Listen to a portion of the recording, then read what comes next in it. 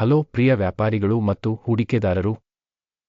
ಯೋಜನೆಯು ನಿಮ್ಮೊಂದಿಗೆ ಸಂಪರ್ಕದಲ್ಲಿದೆ. System ಗ್ಯೂರೋ markets ಕಂಪನಿಯ ಬಗ್ಗೆ ಸಾರಾಂಶ ಮಾಹಿತಿಯೊಂದಿಗೆ ಪ್ರಾರಂಭಿಸೋಣ. ಪ್ರತಿ ಸೂಚಕವನ್ನು ಸ್ವಲ್ಪ ಮುಂದೆ ಹೆಚ್ಚು ವಿವರವಾಗಿ ನೋಡೋಣ. ನೀವು ಬಯಸಿದರೆ ನೀವು ಅದನ್ನು ವಿರಾಮಗೊಳಿಸಬಹುದು. ಪ್ರಶ್ನೆಯಲ್ಲಿರುವ ಸಂಸ್ಥೆಯ ಪ್ರತಿಯೊಂದು ನಿಯತಾಂಕವನ್ನು ನೀವು ಹೆಚ್ಚು ಎಚ್ಚರಿಕೆಯಿಂದ ನೋಡಬಹುದು. ನಾವು ಕಂಪನಿಯ ಪ್ರಸ್ತುತ ಕಾರ್ಯಕ್ಷಮತೆಯನ್ನು ವಿಶ್ಲೇಷಿಸುತ್ತೇವೆ. ಜನರಲ್ ಡೈನಾಮಿಕ್ಸ್ ಕಾರ್ಪ್ ಟೆಕರ್ ಕಿದೆ. ಆ ಸಮಯದಲ್ಲಿ ಪ್ರಸ್ತುತ ಮಾಹಿತಿಯನ್ನು ಬಳಸಿಕೊಂಡು ಈ ವಿಮರ್ಶೆಯನ್ನು ಮಾಡಲಾಗಿದೆ. ಏಪ್ರಿಲ್ 7, 2025. ವರ್ಗೀಕರಣದ ಮೂಲಕ ಗ್ಯೂರೋ ಮಾರ್ಕೆಟ್ಸ್ ಕಂಪನಿ ಜನರಲ್ ಡೈನಾಮಿಕ್ಸ್ ಉಪವರ್ಗಕ್ಕೆ ಸೇರಿದೆ. ಮಿಲಿಟರಿ 64 ಕಂಪನಿಗಳು ವಿಶ್ಲೇಷಣೆಯಲ್ಲಿ ತೊಡಗಿಕೊಂಡಿವೆ. ಇದು ಬಹಳ ಪ್ರಾತಿನಿಧಿಕವಾಗಿದೆ. ವಿಡಿಯೋದ ಕೊನೆಯಲ್ಲಿ ಆರ್ಡರ್ಗಳಿಗೆ ಪರಿಹಾರಗಳನ್ನು ನೋಡಿ. ಕಂಪನಿಯ ಒಟ್ಟಾರೆ ಫಲಿತಾಂಶ 10 ಅಂಕಗಳಲ್ಲಿ 6.5. ಉಪವರ್ಗದ ಸರಾಸರಿ ಫಲಿತಾಂಶವು 1.8 ಅಂಕಗಳು. ನೀವು ವಿಶಾಲವಾಗಿ ನೋಡಿದರೆ ಸಾಮಾನ್ಯವಾಗಿ ಇಡೀ ಷೇರು ಮಾರುಕಟ್ಟೆಯಲ್ಲಿ ಒಟ್ಟಾರೆಯಾಗಿ ಸಂಪೂರ್ಣ ಸ್ಟಾಕ್ ಮಾರುಕಟ್ಟೆಯ ಸರಾಸರಿ ಸ್ಕೋರ್ 1.9 ಅಂಕಗಳು ಎಂದು ನೀವು ನೋಡಬಹುದು. ಕಂಪನಿಯ 6.5 ಅಂಕಗಳ ವಿರುದ್ಧ ಜನರಲ್ ಡೈನಾಮಿಕ್ಸ್ ಕಾರ್ಪ್ ಕಂಪನಿಯ ಷೇರುಗಳ ಬೆಲೆ ಚಲನೆಯನ್ನು ಹೋಲಿಸುವುದು. ಜನರಲ್ ಡೈನಾಮಿಕ್ಸ್ ಮತ್ತು ಉಪವರ್ಗದ ಕಂಪನಿಗಳು ಕಳೆದ 12 ತಿಂಗಳುಗಳಲ್ಲಿ ಸ್ಟಾಕ್ ಅನ್ನು ನಾವು ನೋಡಬಹುದು. ಜನರಲ್ ಡೈನಾಮಿಕ್ಸ್ -14.3% ಬದಲಾವಣೆಯನ್ನು ತೋರಿಸಿದೆ. 6.1% ಉಪವರ್ಗದಲ್ಲಿ ಬೆಲೆ ಬದಲಾವಣೆಗಳ ವಿರುದ್ಧ. ಇದು ಖಂಡಿತವಾಗಿಯೂ ಏನನ್ನು ಅರ್ಥವಲ್ಲ, ಆದರೆ ನೀವು ಈ ಸತ್ಯವನ್ನು ನೆನಪಿನಲ್ಲಿಟ್ಟುಕೊಳ್ಳಬೇಕು. ನಿಗಮದ ಮಾರುಕಟ್ಟೆ ಬಂಡವಾಳೀಕರಣ ಜನರಲ್ ಡೈನಾಮಿಕ್ಸ್ ಮೌಲ್ಯದ $67.9 ಬಿಲಿಯನ್ ಮತ್ತು ಉಪವರ್ಗದ ಮಾರುಕಟ್ಟೆ ಬಂಡವಾಳೀಕರಣವು $655 ಬಿಲಿಯನ್ ಆಗಿದೆ. ಜನರಲ್ ಡೈನಾಮಿಕ್ಸ್ 10.237% ಪಾಲನ್ನು ಹೊಂದಿದೆ ಮತ್ತು ಉಪವರ್ಗದ ದೊಡ್ಡ ಕಂಪನಿಗಳಲ್ಲಿ ಒಂದಾಗಿದೆ.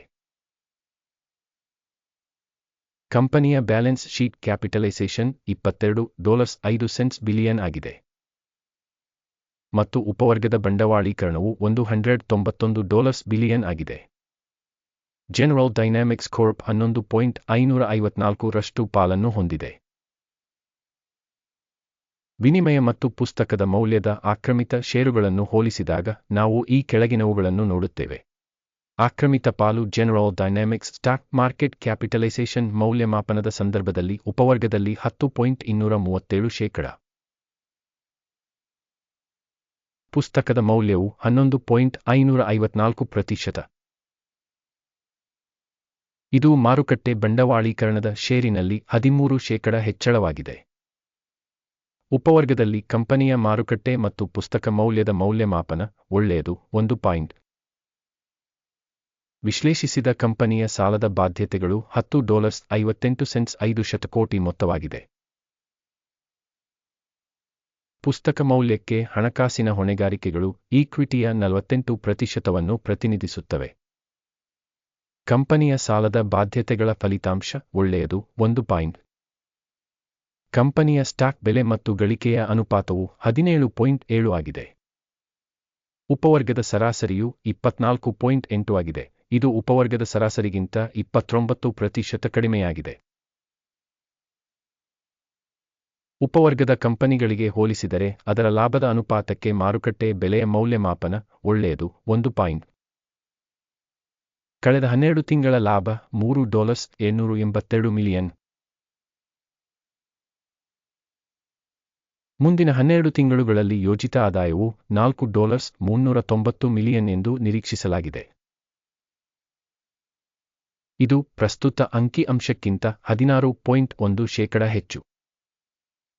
ಉಪವರ್ಗದಲ್ಲಿನ ಕಂಪನಿಗಳಿಗೆ ಹೋಲಿಸಿದರೆ ಯೋಜಿತ ಭವಿಷ್ಯದ ಲಾಭ ಸೂಚಕಗಳ ಮೌಲ್ಯಮಾಪನ ಒಳ್ಳೆಯದು. 0.5 ಅಂಕಗಳು. ಕಂಪನಿಯ ಬೆಲೆ ಮತ್ತು ಆದಾಯದ ಅನುಪಾತವು 1.4 ಆಗಿದೆ. ಉಪವರ್ಗದ ಸರಾಸರಿಯು 1.7 ಆಗಿದೆ. ಇದು ಉಪವರ್ಗದ ಸರಾಸರಿಗಿಂತ 18% ಕಡಿಮೆಯಾಗಿದೆ. ಉಪವರ್ಗದಲ್ಲಿನ ಕಂಪನಿಗಳ ಸೂಚಕಗಳಿಗೆ ಹೋಲಿಸಿದರೆ ಕಂಪನಿಯ ಷೇರು ಮಾರುಕಟ್ಟೆ ಮೌಲ್ಯವನ್ನು ಅದರ ಆದಾಯಕ್ಕೆ ಮೌಲ್ಯಮಾಪನ ಮಾಡುವುದು ಒಳ್ಳೆಯದು. 0.5 ಅಂಕಗಳು. ಕಳೆದ 12 ತಿಂಗಳ ಆದಾಯ $47,710 ಮಿಲಿಯನ್. ಮುಂಬರುವ 12 ತಿಂಗಳುಗಳ ಅಂದಾಜು ಆದಾಯ $55,380 ಮಿಲಿಯನ್ ಎಂದು ನಿರೀಕ್ಷಿಸಲಾಗಿದೆ. ಮತ್ತು ಇದು ಪ್ರಸ್ತುತ ಕ್ಷಣಕ್ಕಿಂತ 16% ಹೆಚ್ಚು.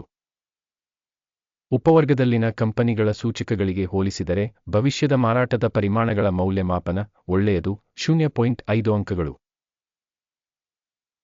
ಮಾರಾಟದ ಅಂಚು 7.9%, ಉಪವರ್ಗಕ್ಕೆ ಸರಾಸರಿ 6.8%.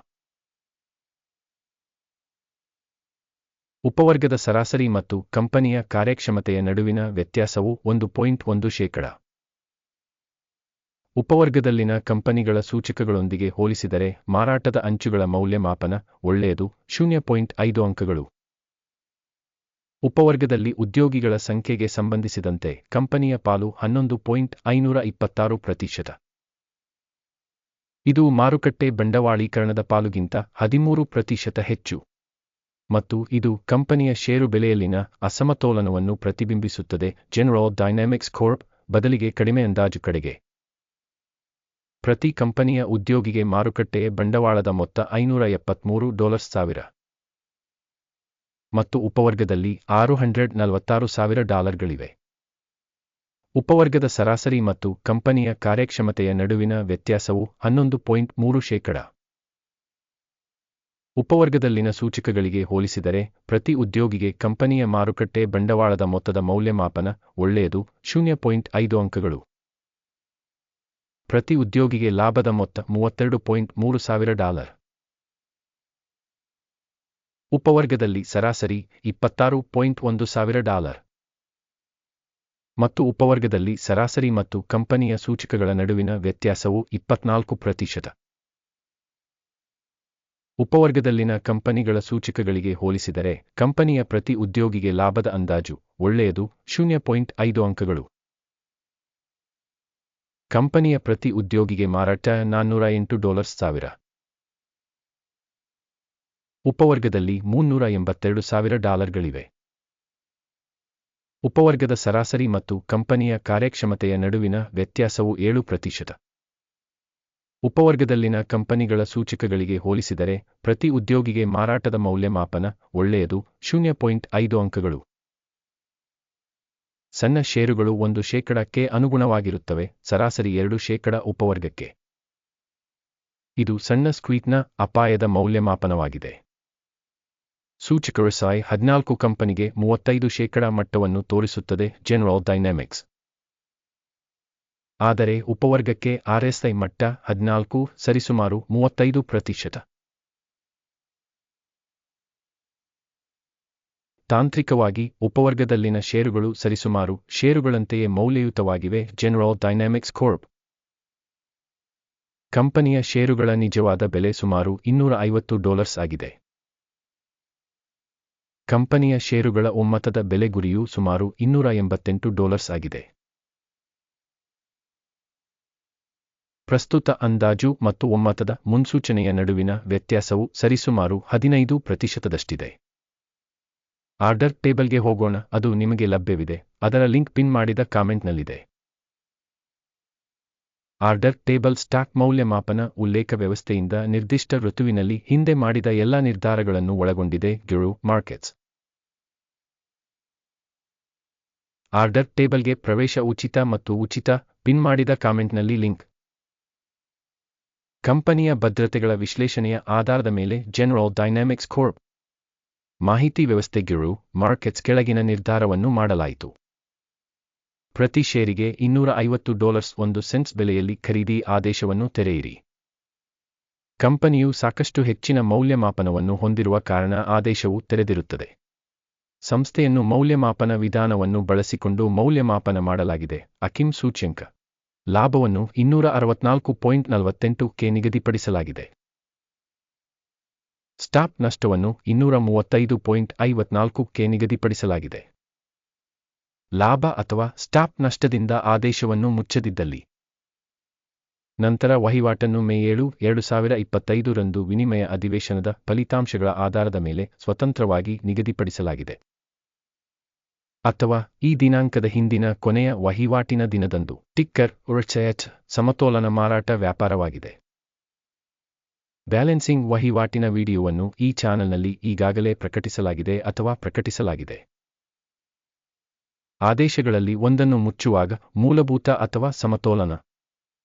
ಎರಡನೇ ಆದೇಶವನ್ನು ಸ್ವಯಂಚಾಲಿತವಾಗಿ ನಿಗದಿಪಡಿಸಲಾಗಿದೆ. ಕೊನೆಯವರೆಗೂ ವೀಕ್ಷಿಸಿದ್ದಕ್ಕಾಗಿ ಮತ್ತು ಮಾಹಿತಿ ಮತ್ತು ಉಲ್ಲೇಖ ವ್ಯವಸ್ಥೆಯನ್ನು ಬಳಸಿದ್ದಕ್ಕಾಗಿ ಪ್ರೇಕ್ಷಕರಿಗೆ ಧನ್ಯವಾದಗಳು. ಗಿರು ಮಾರ್ಕೆಟ್ಸ್.